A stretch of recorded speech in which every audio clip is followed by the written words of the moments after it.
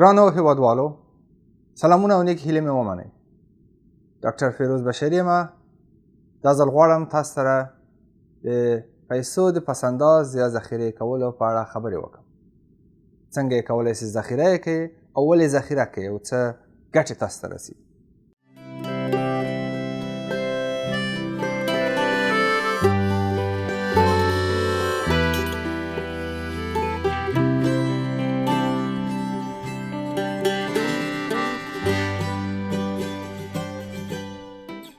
تاسو ښه پوهېږئ چې که چیرې تاسو پیسې ذخیره کړئ، ستاسو راتلونکی به ښه اوسي، او که چیرې دا په نظر کې ونه نیسئ، راتلونکی به مالي ستونزې ولرئ.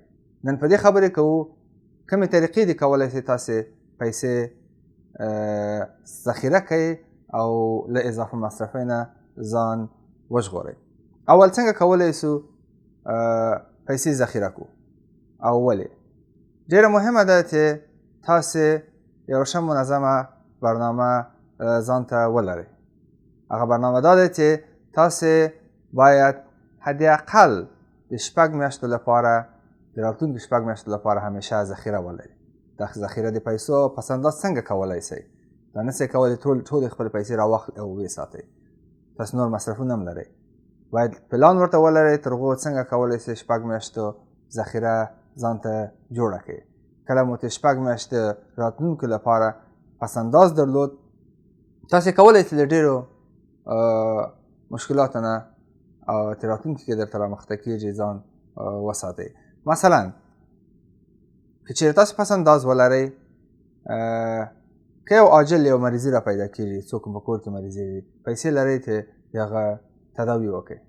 که چېرې تاسې غواړئ یو شی رانیسئ، یو موټر رانیسئ، تاسې ورته پیسې لرئ چې موټر رانیسئ. که چېرې موټر مو فوراً خراب سي، تاسې پیسې ذخیره لرئ چې له هغه نه راواخلئ او خپل موټر مو جوړ کړئ.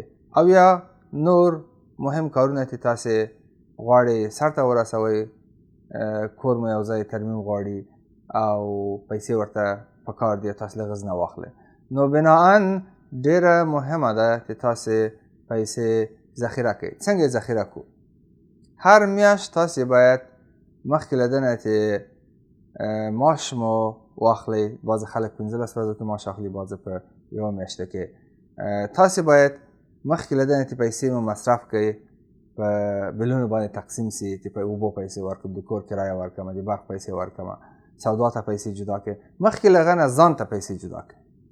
100% پیسې، 15%، 10% د معاش ځان ته جدا کړئ یو ځای. بل دغه د نورو پیسې چې پاتې سوې هغه تقسیم کړئ. یو شی مو په یاد اوسي، هر څومره چې ډېرې پیسې وګټئ هماغونه مصرف مو زیاتېږي. تاسې داسې مه کوئ چې ښه راځئ اول پیسې تقسیم کړو، څومره پیسې په سودا مصرفېږي، د کور کرا، د برق، د اوبو او د نورو د ماشومانو مصرف، د مېرمنې مصرف، او آخر کې که پیسې پاتې سوې ذخیره به یې کړم. دا هېڅکله داسې نه کېږي. مخکې له دې نه چې تاسې د پیسو د مصرفولو پلان وسنجوئ، مخکې له ذخیرې باندې فکر وکړئ.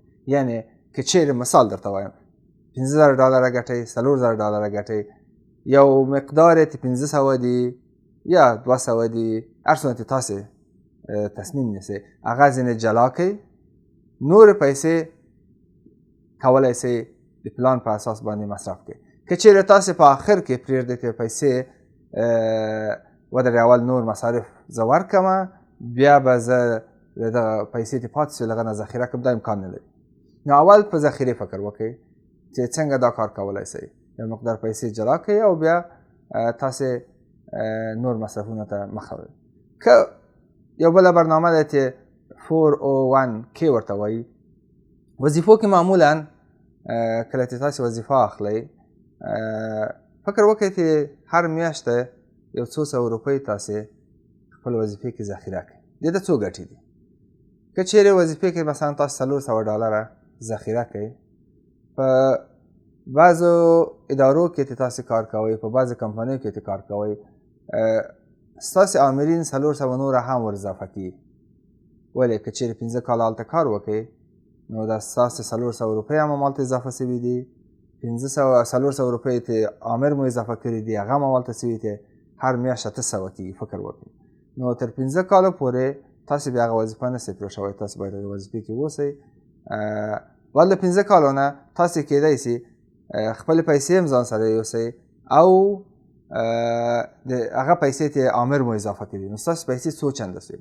بل ښه توب دا لري چې له هغه پیسو نه اوس لپاره ټکس نه ورکوئ، له هغه نه هم خلاص یاست. دا هم بله مهمه موضوع ده.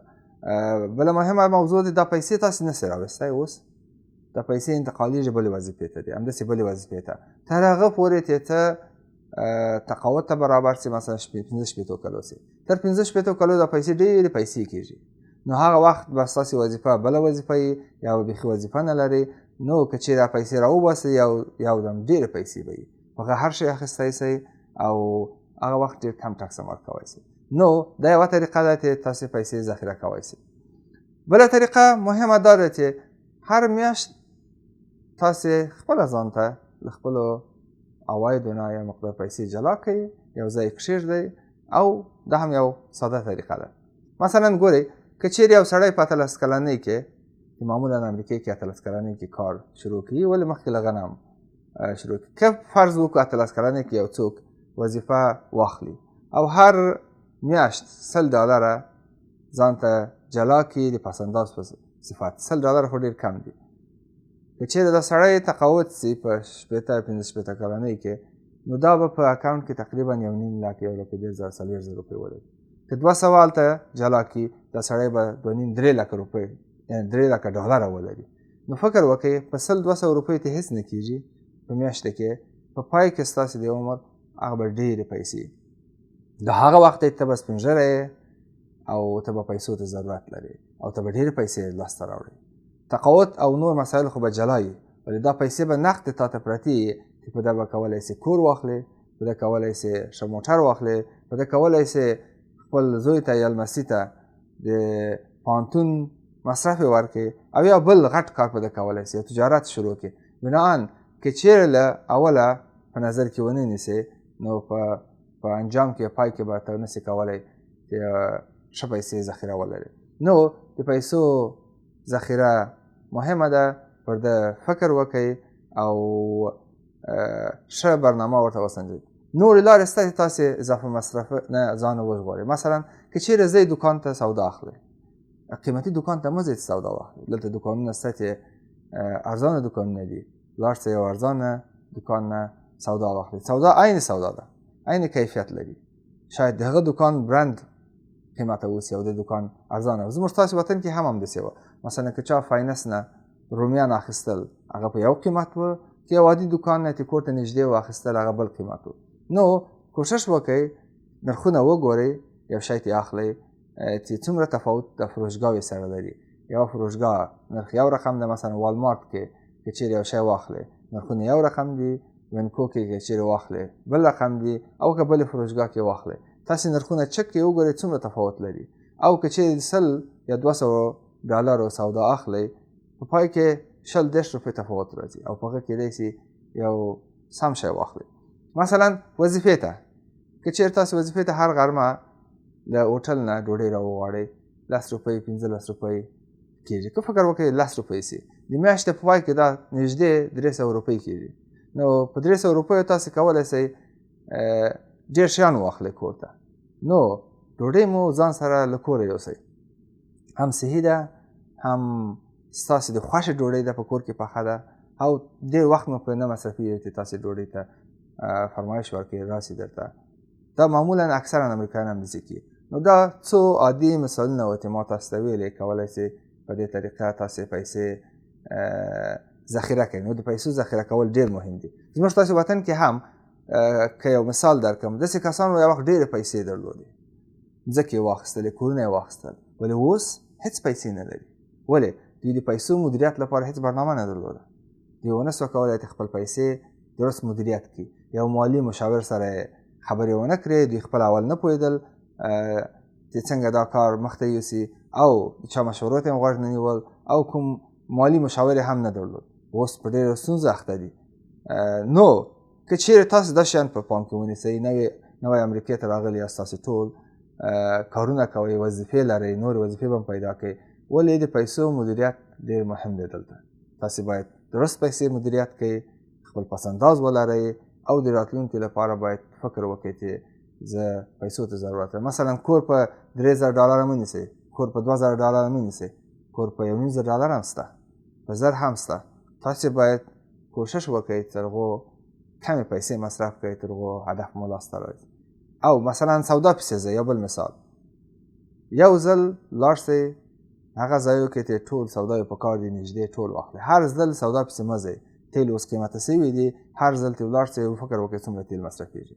که چېرې یو برنامه ولرئ، یو لیست جوړ کړئ چې نن غواړم زه سودا واخلم، کومو ځایو ته ضرورت لرم، غذایي مواد اخلم، نور مواد اخلم، دوا اخلم، نور شیان اخلم.